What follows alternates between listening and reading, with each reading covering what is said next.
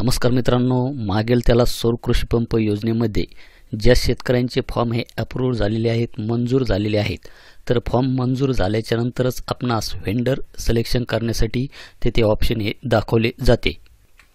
तर सध्याच्या घडीला जर मित्रांनो आपण जर पाहिलं तर इथे सर्च व्हेंडर याच्यावर जर आपण क्लिक केलं, आपला जर फॉर्म मंजूर झालेला असेल तर आपणास इथे जो काही कंपन्यांचा कोटा आहे हा कोटा संपलेला आहे असे इथे दाखवले जात आहे।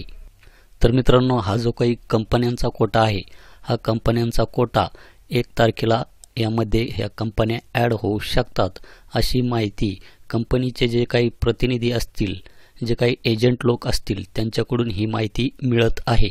परंतु तरी पण आपण ही जे काही मागेल त्याला सौर कृषी पंप ची जी काही वेबसाईट आहे या वेबसाईटला आपण प्रत्येक दिवशी भेट द्यायची आहे आणि आपले स्टेटस हे चेक करून पाहायचे आहे।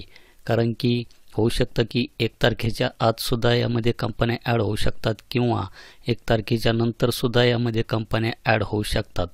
तर आपण आपले जे काही काम आहे म्हणजेच प्रत्येक 2 ते 3 तासाला आपण आपले जे काही स्टेटस आहे हे स्टेटस चेक करून पाहायचे आहे, हे आपले काम आहे।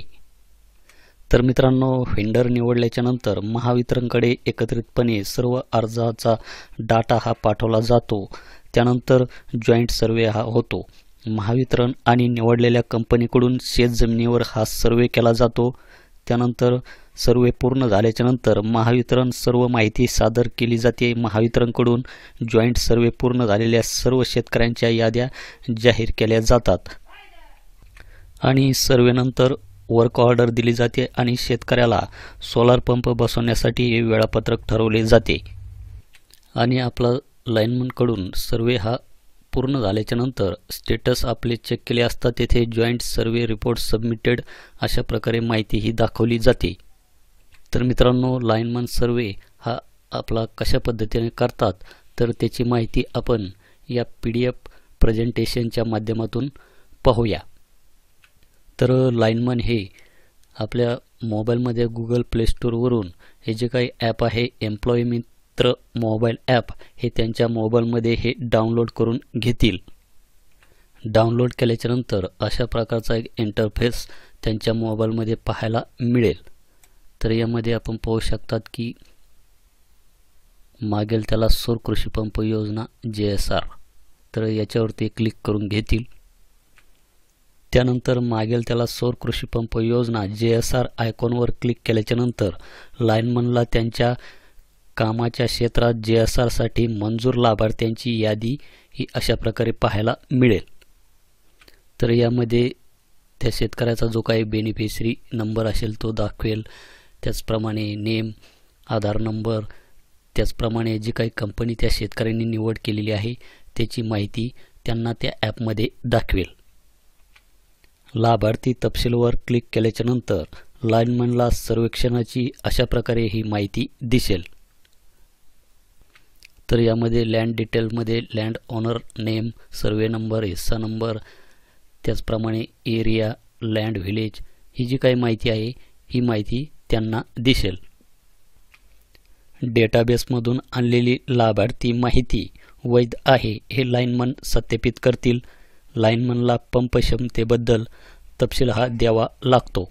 यामध्ये लाईनमनला पंप क्षमतेबद्दल तपशील हा द्यावा लागतो।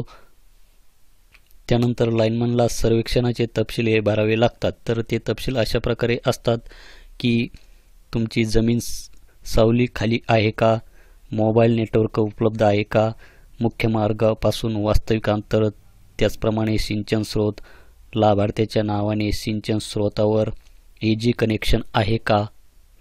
तर अशा प्रकारची माहिती लाईनमन हे त्यांच्या मोबाईलमध्ये भरतील। त्याचप्रमाणे अपलोड साईट फोटो, तर येथे एक आपला फोटो घेतला जातो, वॉटर सोर्स फोटो म्हणजे विहीर किंवा बोर असेल तर त्याचा फोटो इथे घेतला जातो। त्याचप्रमाणे beneficiary land or landmark tree home, त्याचप्रमाणे photo with beneficiary and officer अशा प्रकारचे 3 फोटो येथे घेतले जातात।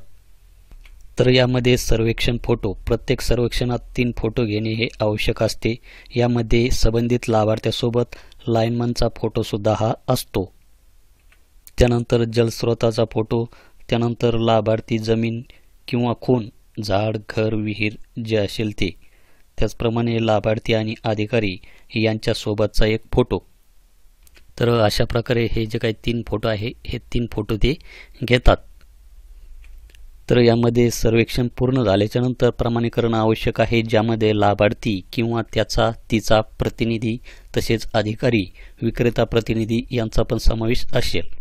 एकदा वापरकर्त्याने सर्वेक्षण सबमिट करा बटनावर क्लिक केल्यानंतर संपूर्ण माहिती ही सर्व्हरवर सबमिट केली जाते.